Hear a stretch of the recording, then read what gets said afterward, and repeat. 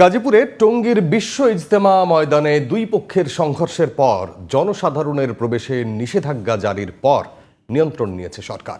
পরবর্তী কোনো নির্দেশ না দেয়া পর্যন্ত ইজতেমা ময়দান সহ আশপাশের ৩ কিলোমিটার এলাকায় ১৪৪ ধারা জারি রয়েছে। গাজীপুর প্রতিনিধি আব্দুল্লাহ মামুনের পাঠানো রিপোর্ট জানাচ্ছেন জোবায়ের রহমান।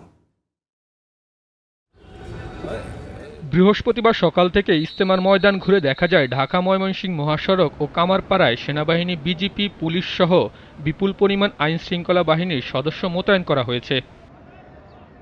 ময়দান ও আশেপাশে এলাকায় অপ্রীতিকর ঘটনা ও নাশকতা এড়াতে বাড়তি সতর্কতা রয়েছে আইন শৃঙ্খলা বাহিনী।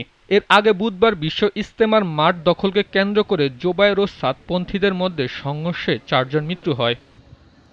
ইজতেমার ময়দানে তাবলিগের মূল্যবান মালামাল পাহারায় জুবায়ের পন্থীরা রয়েছে বলে জানান গাজীপুর মেট্রোপলিটন মন্ত্রণালয় কালকে মন্ত্রণালয়ের সিদ্ধান্ত মোতাবেক এখানে ৫০০ তাদের নিয়োজিত লোক থাকার কথা আর কি। তাদের যেহেতু দীর্ঘদিন ইস্টাবলিশমেন্ট, এখানে তাদের অনেক মালপত্র আছে, সেগুলি দেখভাল করার জন্য কিছু লোক থাকার কথা, এটা মন্ত্রণালয়ের সিদ্ধান্ত।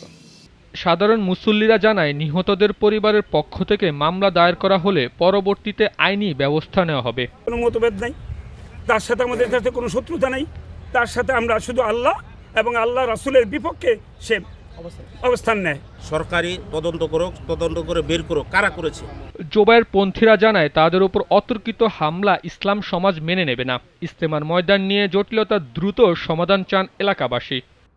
Zobayer Rahman, GTV news.